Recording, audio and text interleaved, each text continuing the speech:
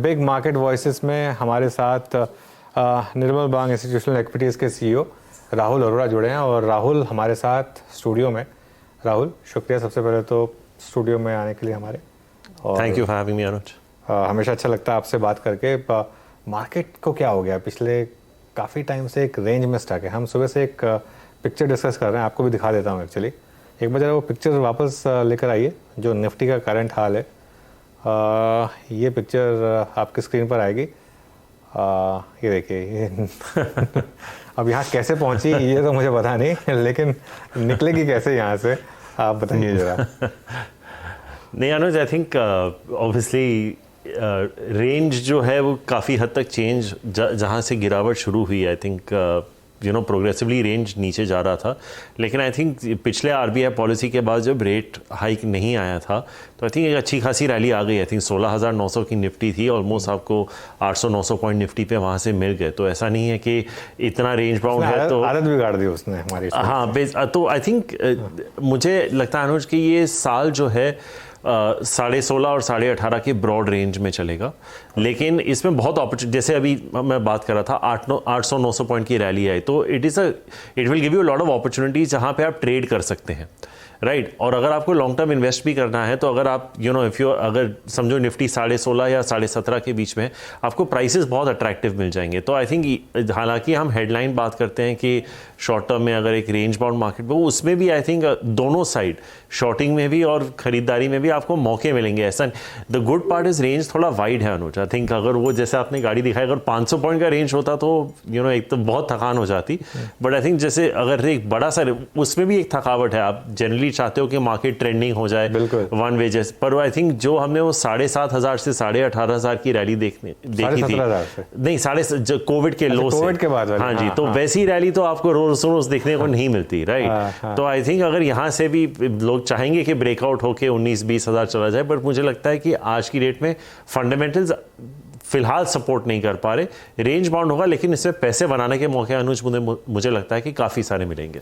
Okay Rahul, एक दो sectors की बात कर लेते हैं। आपका एक पसंदीदा सेक्टर एफएमसीजी जी, शानदार मूव्स आ रहे हैं आज उसमें। ब्रिटानिया, आईटीसी ने तो लाइफ टाइम हाई बनाया है। एशियन पेंट्स चल रहा है, आज इवन जुबिलेंट भी चला है। ये सेक्टर पर क्या व्यू है और क्यों एकदम से फ्रेश फ्लेवर में ये सेक्टर? आई थिंक अनुज एक टेक्निकल फैक्टर हो सकता है, क्योंकि आई थिंक अगर आप पोजीशनिंग देखें आईटी की अहेड ऑफ द रिजल्ट्स, काफ़ी सारे लोग आईटी में ओवरवेट थे।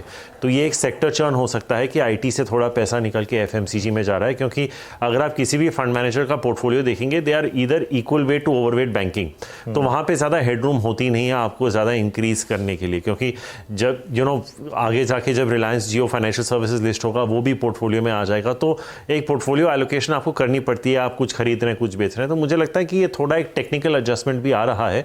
क्योंकि जो टीसीएस और एचसीएल टेक के नंबर्स थे उनमें ऐसा कुछ बहुत ज़्यादा पॉजिटिव या नेगेटिव नहीं था। इन्फोसिस ऑफ कोर्स एक शॉकर का नंबर था, लेकिन मैस्टेक और साइंट के नंबर्स भी काफ़ी ठीक ठाक ही आए हैं।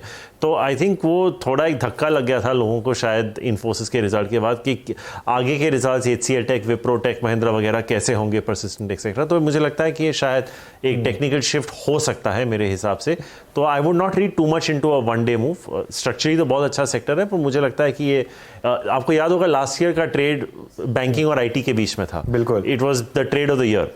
तो हो सकता है कि ये शॉर्ट टर्म में थोड़ा एक टेक्निकल एडजस्टमेंट हमें देखने को मिले। चलिए, सिंस आपने आईटी की बात छेड़ी है राहुल, मुझे याद है कि निर्मल बांग काफ़ी नेगेटिव रहा है आईटी को, लार्ज कैप आईटी को लेकर। और गिरीश की मैं व्यूज़ सुन भी रहा था, इन्फोसिस को तो लेकर वो काफ़ी खासे नेगेटिव रहे हैं। लेकिन ये जो हाउलर के बाद अभी जो स्टॉक इस लेवल पर आ गया है और अभी 18 से 19 के बीच जो प्राइस अर्निंग्स आ गया है इन्फोसिस का, यहाँ पर आपकी पर्सनल राय क्या है? क्या यहाँ लेना बनता है इन्फोसिस?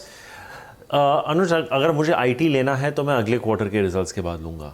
क्योंकि ये जो रिजल्ट्स आ रहे हैं, जो बैंकिंग की जो हल्की सी, मैं क्राइसिस नहीं कहूँगा, जो हल्की सी एक रुकावट सी जैसे बोलते हैं ना, हिकअप जैसी आई थी, वो क्वार्टर के एंड में आई थी। उसके बावजूद इतने ख़राब रिजल्ट्स आए हैं। तो मुझे लगता है कि जो अगले क्वार्टर के रिजल्ट्स आएंगे, शायद कंपनीज को थोड़ी और विजिबिलिटी होगी कि यूएस की इकोनॉमी कैसे कर रही है। यहाँ से वहाँ तक की जर्नी में फेड एक बार करता है या 2 बार करता है, वो भी देखना बहुत ज़रूरी है। आई थिंक ये थोड़ा बेरिश कॉल नहीं है, but I think Infosys does become a buy for me somewhere around 1100। तो आई थिंक क्योंकि ये 1800-1900 से गिरना चालू हुआ है, आई थिंक अभी 1200 के 1200-1250 के आसपास होगा। हाँ, तो I think another 10% lower Infosys personally for me, शायद गिरीश के व्यूज़ अलग होंगे, but personally for me it come in to a reasonably buy zone, good buy zone.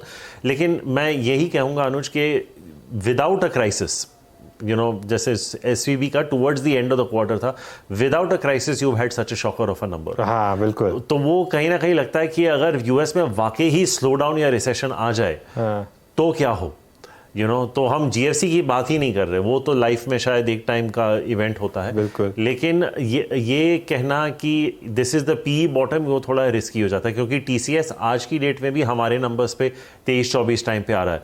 तो अगर आप हमारे नंबर्स देखें तो टॉप लाइन और बॉटम लाइन दोनों FY24 के लिए हम 4 से 8% हैं।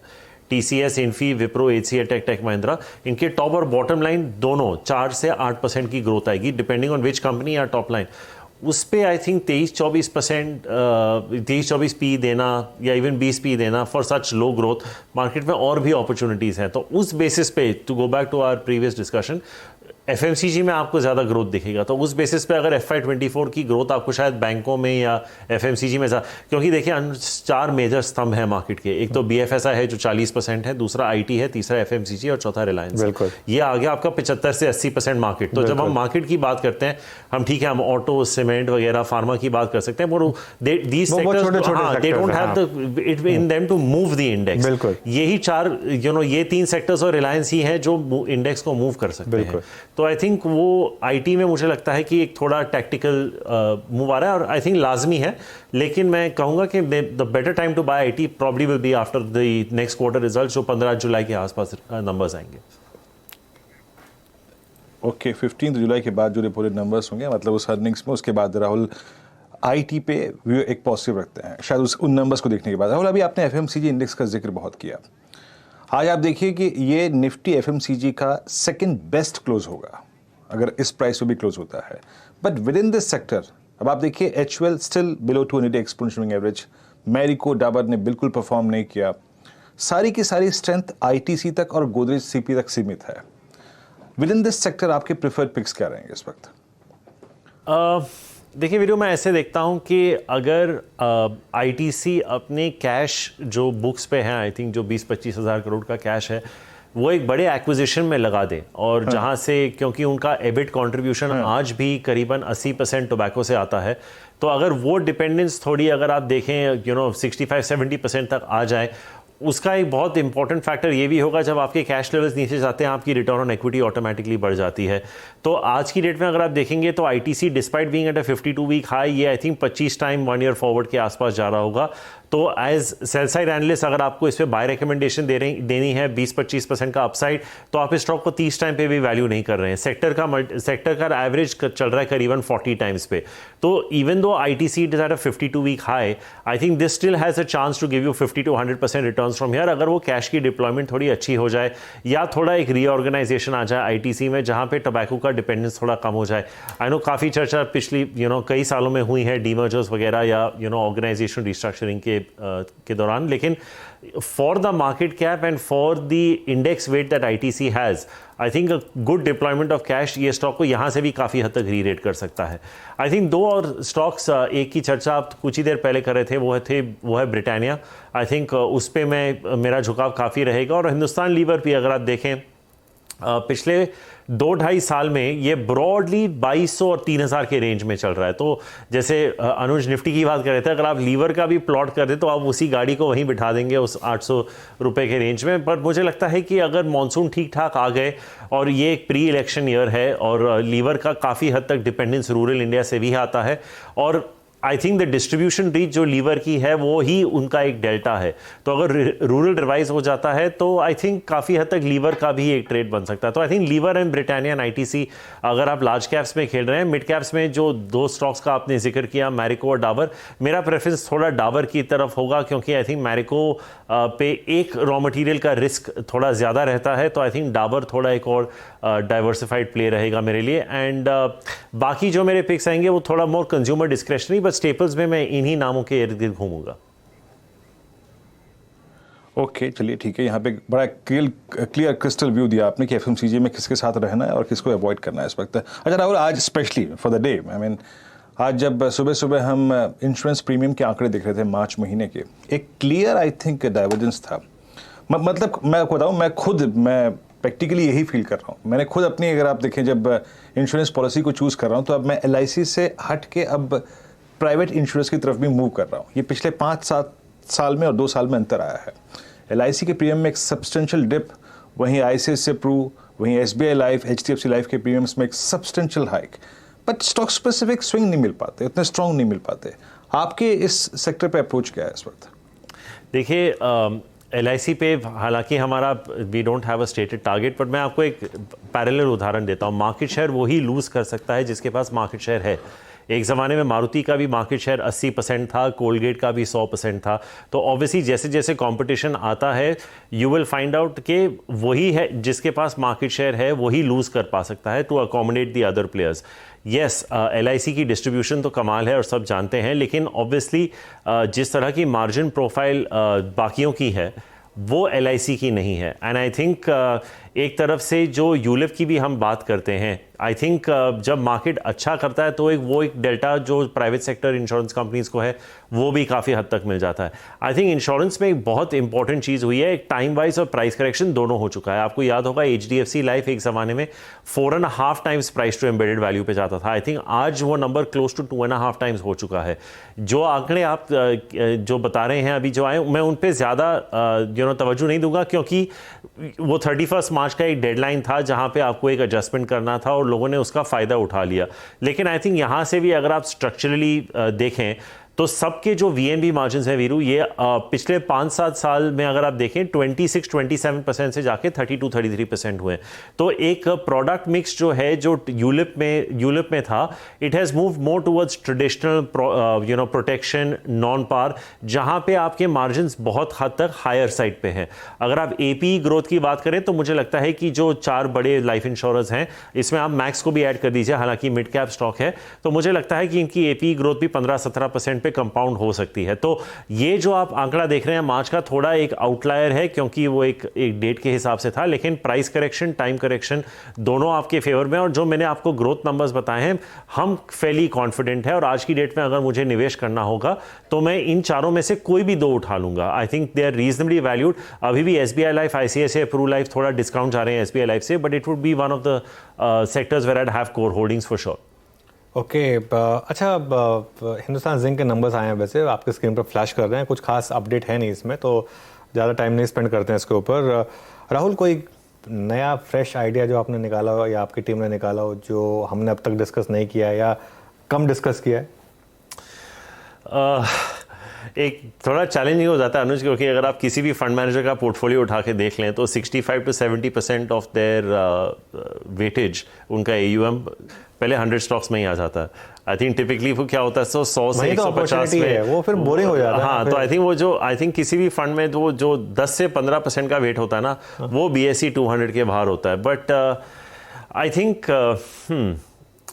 Think Jamuna auto could be one name Anuj. I think जहाँ पे मुझे लगता है कि काफ़ी ज़्यादा चर्चा नहीं होती है मार्केट में, क्योंकि हम CV साइकिल पे काफ़ी पॉजिटिव रहे हैं और उनके मेन जो क्लाइंट्स हैं वो अशोक लेलैंड और टाटा मोटर्स हैं। पैराबोलिक स्प्रिंग्स में एक मार्केट लीडर है, 40% प्लस का रिटर्न ऑन कैपिटल एम्प्लॉयड है, 20% प्लस के मार्जिन हैं। फैंटास्टिक। आई थिंक उसमें एक ही दिक्कत है अनुज कि लिक्विड नाम नहीं है, तो इतने वॉल्यूम्स नहीं होते, लेकिन कंपनी बहुत हद तक अच्छी कर रही है। आई थिंक वो एक नाम है। दूसरा है बिरला कॉर्प। जब हम सीमेंट की चर्चा करते हैं तो typically UltraTech, ACC, Ambuja, JK twins, Ramco, Shri cement की बात करते हैं। बिरला कॉर्प पे ज़्यादा नहीं होता। आई थिंक जिस तरह की कैपेसिटी एक्सपेंशन हो रही है, और आई थिंक EV पर मेट्रिक टन पे अगर आप बाकी भी मिड कैप कंपनी से कंपेयर करेंगे, आपको 20 से 25% का डिस्काउंट तो अवश्य मिलेगा। I think obviously Birla Corp में एक लेगेसी इशू रही है अबाउट मैनेजमेंट कंट्रोल, और कुछ केसेस आज भी चल रहे हैं। बट आई थिंक अगर कोर बिजनेस पे आप लें तो I think this could be land up being an extremely interesting idea as well. और तीसरा अनुज, आई थिंक अगर थोड़ा रूरल रिवाइव हो जाता है तो एक स्टॉक जो कोलैप्स हो चुका है और जो चर्चा में ही नहीं आती आज की डेट में, वो है V-Mart retail. It used to be the darling of the stock market not too long back. I think institutional holding ऐसा शायद ही कोई फंड था जिसके पास V-Mart की होल्डिंग नहीं थी. I think ये if I'm not mistaken ये हाई में 3500 4000 भी शायद चला गया था. I think आज की डेट में उसका आधा हो चुका है. तो I think अगर रूरल रिवाइव हो जाता है ये भी एक नाम है जो जहन में आ रहा है कि I think अच्छा कर सकता है. And I think speciality chemicals में आप विनती ऑर्गेनिक्स को देख सकते हैं. आई मीन हमें आज भी लगता है कि 25% से उनकी ऑपरेटिंग अर्निंग्स कंपाउंड कर सकती हैं. ATBS में मार्केट लीडर हैं.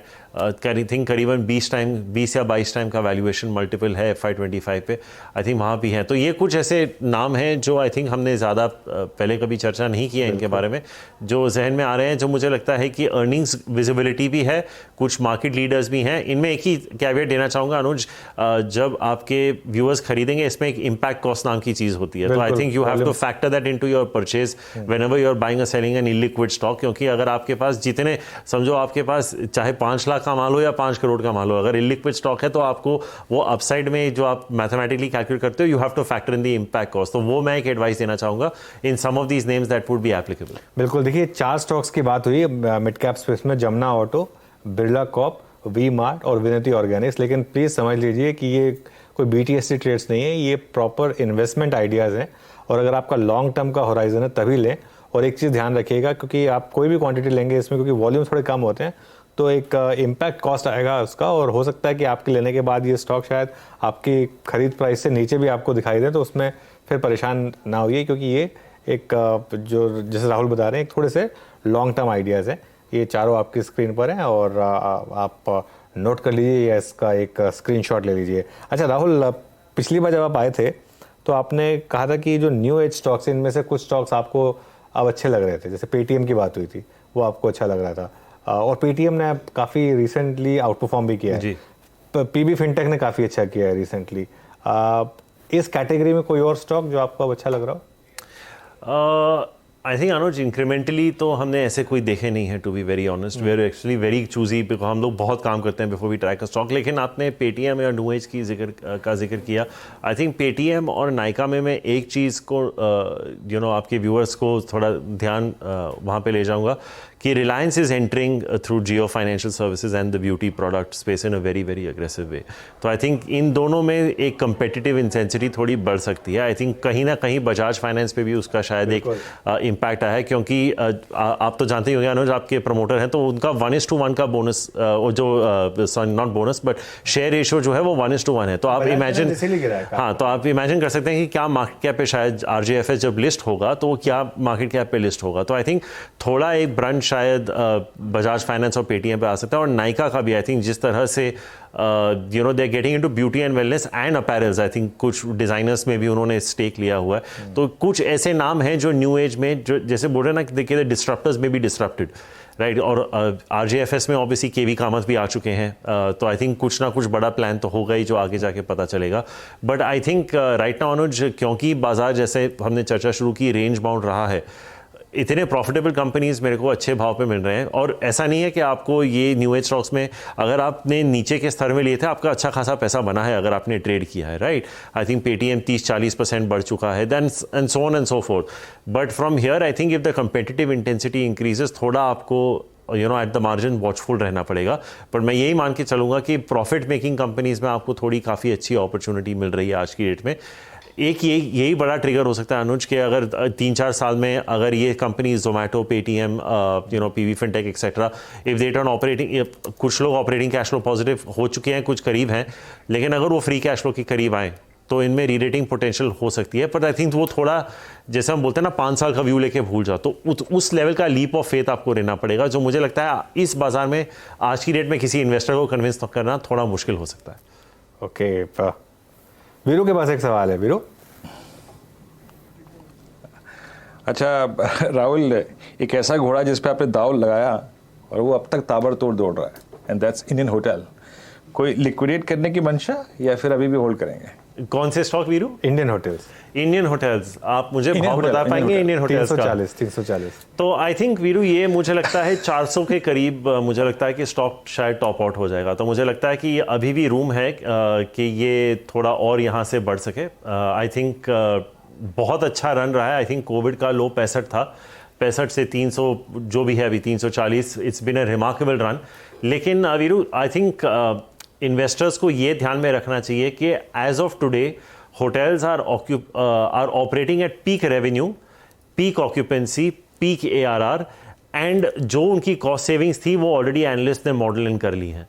तो आई थिंक जब आप सब कुछ पीक पे ले रहे हैं, डिसअपॉइंटमेंट के चांसेस थोड़ा ज़्यादा होते हैं। एंड आई थिंक ऑलरेडी अगर आप होटल स्टॉक्स को देखें, ये 23-24 1 ईयर फॉरवर्ड के EV EBITDA पे ऑलरेडी चले गए हैं। I think as they start getting into the higher 20s आपको और बहुत सारे अपॉर्चुनिटीज़ मिलेंगे।